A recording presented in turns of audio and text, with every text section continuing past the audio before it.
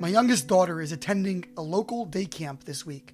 In preparation for the upcoming day of mourning, known as Tisha B'Av, the 9th day of the Jewish month of Av, the saddest day on the calendar, the camp held a special evening program around a bonfire in our backyard fire pit. The director asked if I would share a story and some thoughts with the 17 young ladies in attendance. And so I spent the past few days reviewing the book of Eicha, Lamentations, to elicit some ideas. As I read through the first chapter of the dirge, the 15th verse shocked me.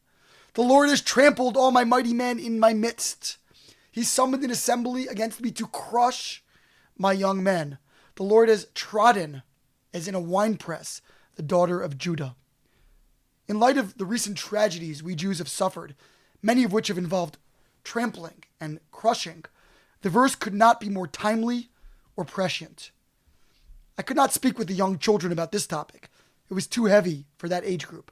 But it did spur me to think about the connective tissue between these calamities and its relationship to this period in the Jewish year. Historically, both the first and second temples were sacked on this terrible day. But while the Babylonians and Romans, respectively, may have physically razed the holy edifice, we believe that our own spiritual shortcomings were the true antecedents of the destruction. The Talmudic sages enumerate these iniquities. In the first temple period, we violated the cardinal sins of murder, idol worship, and sexual impropriety. That exile lasted only 70 years. But in the second temple era, acts of baseless hatred catalyzed a desolation that persists until this day, more than 2,000 years hence. It is far beyond me to offer explanations or spiritual justifications for any calamity, much less those so fresh in our consciousness.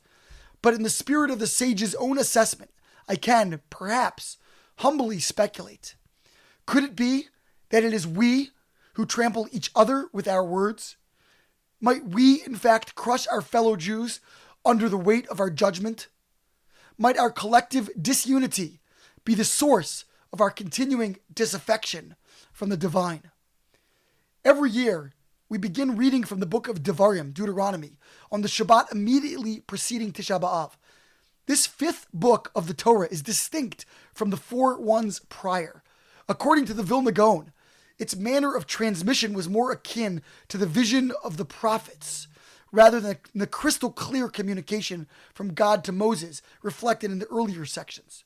It is, in a sense, a step down in degree of revelation, a form of distancing from God's unadulterated word, uniquely appropriate for this annual moment of reckoning and sorrow.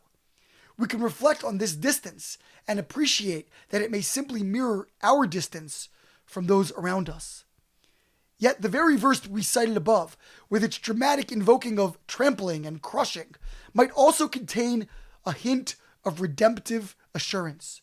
It speaks of God trotting on his people, as if in a wine press. But what is a wine press, if not a mechanism designed to extract the inner sweetness of the grape in producing an elevated product? In Jewish law, the various blessings we recite over food and drink are ranked in significance. For example, the blessing on fruit, Borei Pariah 8, is considered a higher order benediction than the Shahakol recited on the juice we squeeze from it. The one exception is the grape. The wine or grape juice it produces earns a Borei Pariah Gofen, considered more elevated than the blessing on the fruit itself. Here alone, the final product surpasses the source. Strikingly, our verse above also invokes the word moed, translated as an assembly or an encounter.